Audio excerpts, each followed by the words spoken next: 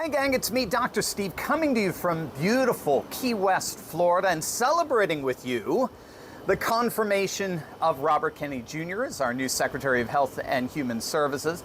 This is huge, along with Tulsi Gabbard's confirmation yesterday as Director of National Intelligence, because these two confirmations, but particularly Robert Kennedy's, has now fully solidified the realignment of the new national electorate.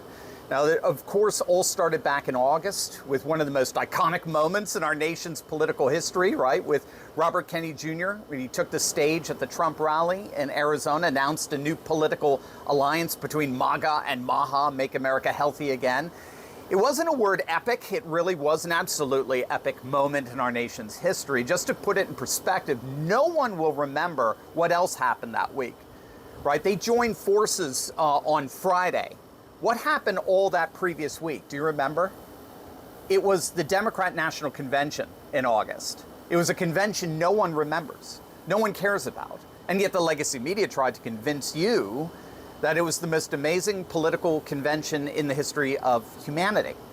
So the Trump-Kennedy alliance literally blew up the Democrats' $100 million convention in a single day. And as we now know, the Kamala campaign just never recovered. Deputy White House Chief of Staff Stephen Miller said at the time, quote, "What we saw on Friday is the culmination point of the largest realignment in American politics since the Reconstruction era."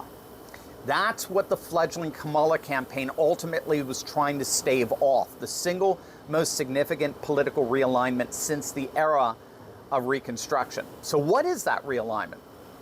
Well, we talk about it often on this channel, but what happened in August of last year was a redefining of the political divide in a far more populist term rather than partisan terms. And I think that's the key.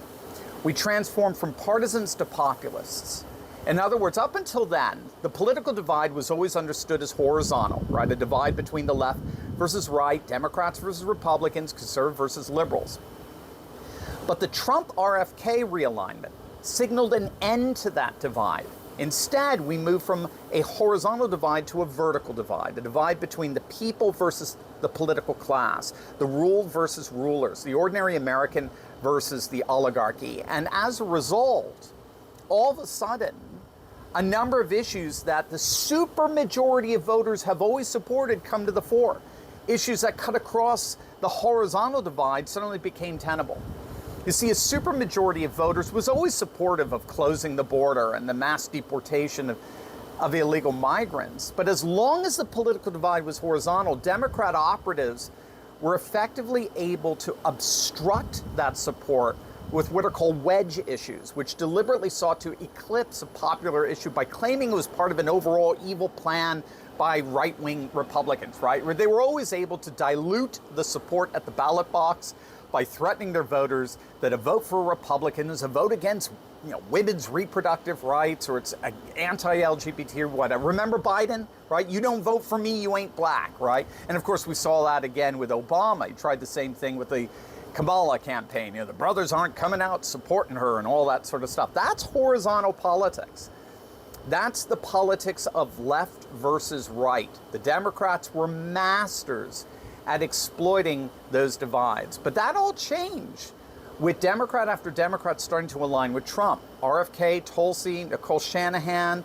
That realignment gave permission to Democrats. That's how Robert Barnes puts it. I like that. RFK in particular was a permission slip for disaffected Democrats to vote Trump.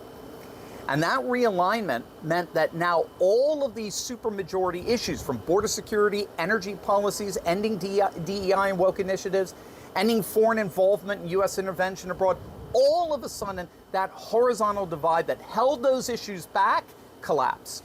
Literally the dam broke. And now a new supermajority of support is flooding D.C. It's the end of the era for when the elites were able to exploit our horizontal divide with all kinds of wedge issues that deliberately divided us rather than united us. And here's the key. The more our political elites double down on that now expired horizontal divide, the greater the distance grows between the people and the political class. It's a process known as de-alignment, a breakdown of the bonds. that used to exist between traditional political parties and their constituents. And the key here is that this breakdown in the bonds that voters have had with traditional parties is making it easier for new political alignments to rise up and take the nation in a new direction. That's why Trump and Doge have been so successful. It's a new political realignment that's ushering in supermajority rule. And the confirmation of Robert Kennedy Jr. and Tulsi Gabbard just crystallized that glorious realignment. MAGA and MAHA, Make America Great Again, Make America Healthy Again, have officially joined forces. And this rising force is redefining politics like never before and promises to dominate a new political order for decades to come. Congrats, Bobby and Tulsi. You so deserve this. God bless. Hey there, Dr. Steve here, and I got a question for you. What if you could go back in time and get in on the Bitcoin era when it was still just under $1? Or buy a prime real estate before the market exploded, say in Manhattan? Or invest in a company like Tesla before the whole world caught on? Well, that's exactly where we are right now. The parallel economy is exploding like never before. New financial opportunities are opening up, and those who see the shift and take action early are the ones who will prosper the most. That's why I'm hosting a live 90-minute event on February 27th called the America's Golden Age Summit. Now, I'll be joined by some amazing expert guests who are going to show you how to position yourself for massive success in this new era. But even better, what exactly to do in this new era. It's a truly one-of-a-kind, game-changing event. Listen, early bird tickets are now just $7, but not for long. Click the link, grab your spot, and be a part of America's Golden Age Summit. Do not miss this chance to get ahead. I can't wait to see you there.